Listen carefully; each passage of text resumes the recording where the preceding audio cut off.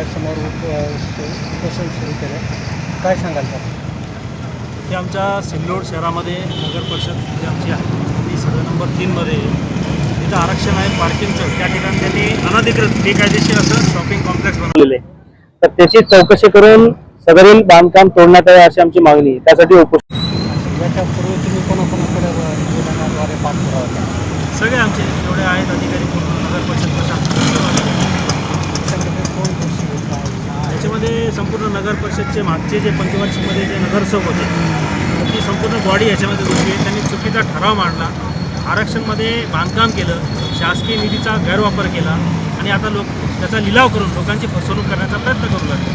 तुम्ही सातत्याने याच्यासाठी पाठपुरावा केला? मागील 6 वर्षापासून आमचा पाठपुरावा सुरू आहे.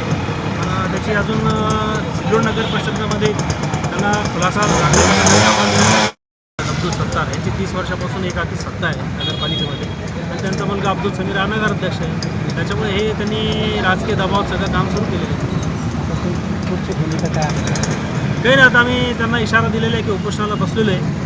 जोपर्यंत याच्यामध्ये चौकशी होऊन अहवाल येत नाही तोपर्यंत या प्रकरणात स्थगिती द्या अशी मागणी केली आहे. काही अधिकारी कोणी आलं का आतापर्यंत? अधिकाऱ्यांचा फोन येऊन गेला मला सकाळी. नगर परिषद प्रशासनाचे जे सहआयुक्त आहे ना त्यांनी फोन केला होता की उपोषणावर बसून होता, आम्ही अहवाल मागितलेला आहे. या निवेदनाने काय आव्हान करणार तुम्ही प्रशासनाला?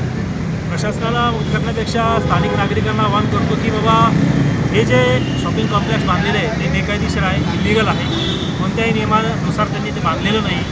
त्याच्यामुळे उद्या समजा नागरिकांनी हे गाळे जर तिथे घेतले लिलावात पैसे भरून तर त्या लोकांचं इथं मोठं नुकसान होणार आहे.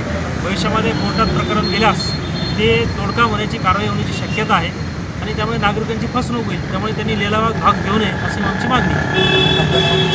माझं नाव महेश शंकरलाल शंकर पिल्ली सिल्लोड.